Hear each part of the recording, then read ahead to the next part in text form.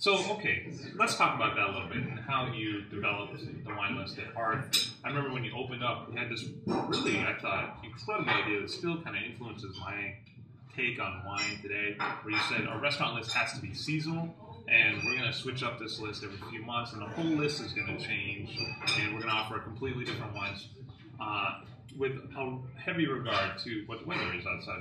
Here we are in New York, and there's a lot of seasonality in terms of produce, in terms of how you feel for a different beverage. You were one of the first people to really talk about that, which is now kind of like ABC, like it's what everyone kind of goes for. So, you put together this list, you changed it up regularly, and then you put in a lot of verbiage. I mean, you were like the German wine label of wine directors. It could not be long enough for Paul. I mean, there was always more words on there. Where did you get some of those ideas? What were you thinking about, and who inspired you, and what was the thought process? When we as beverage directors songs, and you've done it a few times too, you open up your own joint, you want the wine list to be different. What statements it's going to make. It seems so much easier for a chef to make a statement about what his or her menu is going to be. But what can we do differently than what's been done before? So I stepped back and said, okay, so what is a wine list? Well, it's exactly that, a list of wines, and a list of wines doesn't tell any story at all, and I want to be a storyteller. Right. So from that, it's like, well, allow me to create a package where I can tell the story. So that's why I started writing all the stuff that I did in the wine list.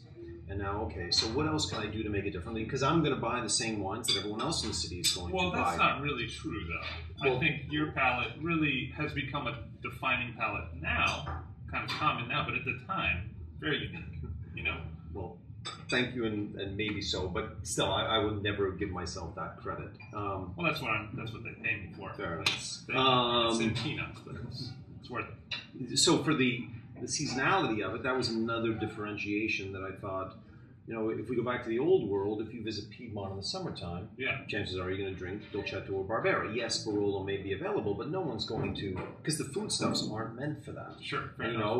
And then, of course, you bring up the rosé reference. We only drink rosés in the summer. We never drink them in the wintertime for the most part. So, and if chefs now, in 2003, apart, if they cook seasonally, you don't even have to announce as a chef you cook seasonally anymore. It just is de rigueur.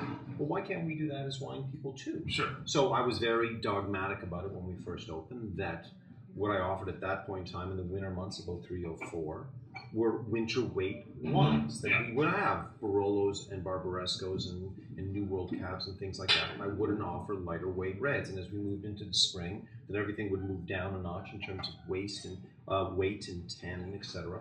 And as we got to the summertime, there would be many more whites, fewer reds, no Barolo Barbarescos, no New World wines at 14-50% alcohol, and then we'd ramp things back up as we got to the fall. And was that a lot of work for you? Well, it was a shit show is what it was. It sounded great on paper, and in talking about it with you, you're like, oh, that's cool. But, maybe I made it hard on myself, because I would get to the first day of spring in March, and be like, now I got to get rid of all of these winter wines. Yeah. And so, but fire sale. And so, so what do I do on that first day of spring when I'm left with all of these winter weight wines? And, and that first time I was very like, they're off the list. Spring wine's on that day. Yeah. Here we go. And lo and behold, I'm looking at my inventory, which just jumped dramatically as I had to bring in, 200 new selections. It's like, not only am I a beverage guy, but I'm also a restaurant owner. I have to be responsible to my investors, my partner, and I was like, this is so wrong. So the next seasonal change from spring to June, it finally clicked in. Well, Mother Nature is not so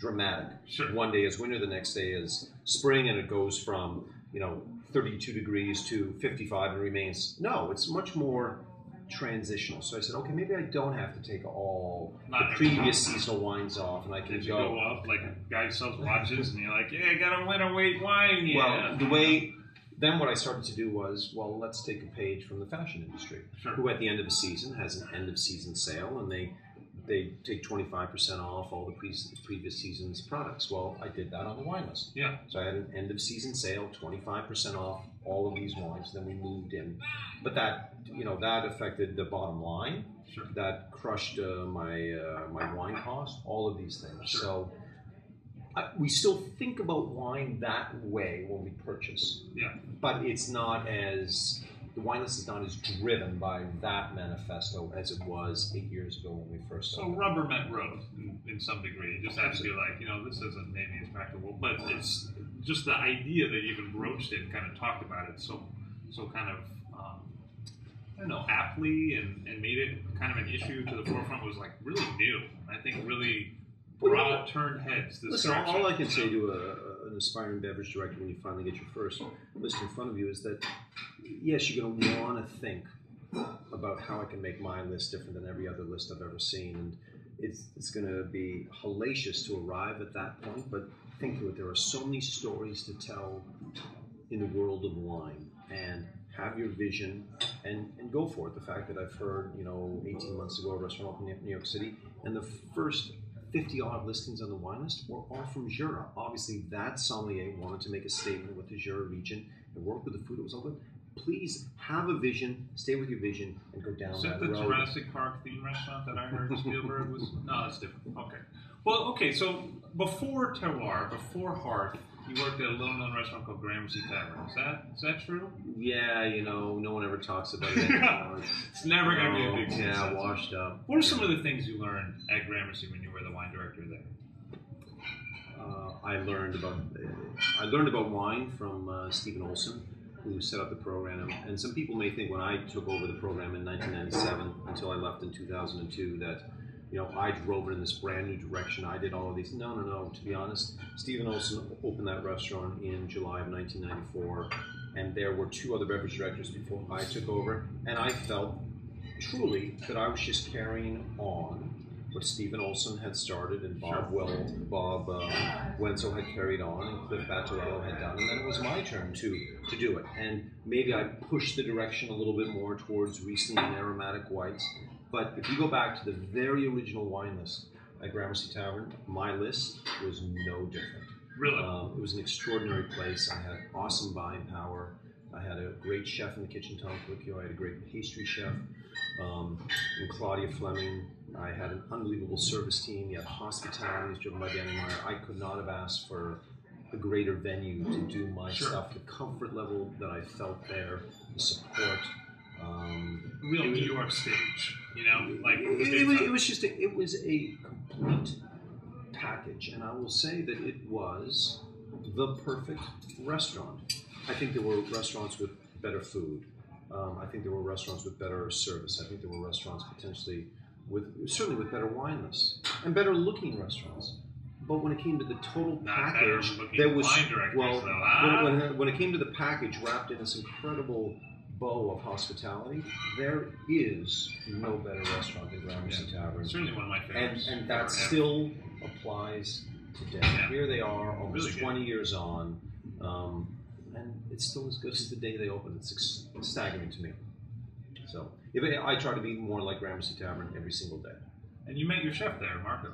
Marco was a sous chef. I was a beverage director, service director.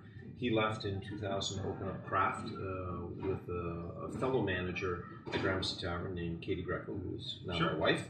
And they opened Craft together. Marco was the chef de cuisine, and it's actually my wife who put the 2 of us together. Yeah. She knew I wanted to do my own gig, and from talking with Marco at Craft, she knew he wanted to do his own gig, and she's the one who married us off, so to speak. And how many years? 2002 that you've since been together? Not you and your wife, but you and Marco. Marco and I opened Hearth on November 20th, 2003, and we officially came together October 1st, 2002. Got it.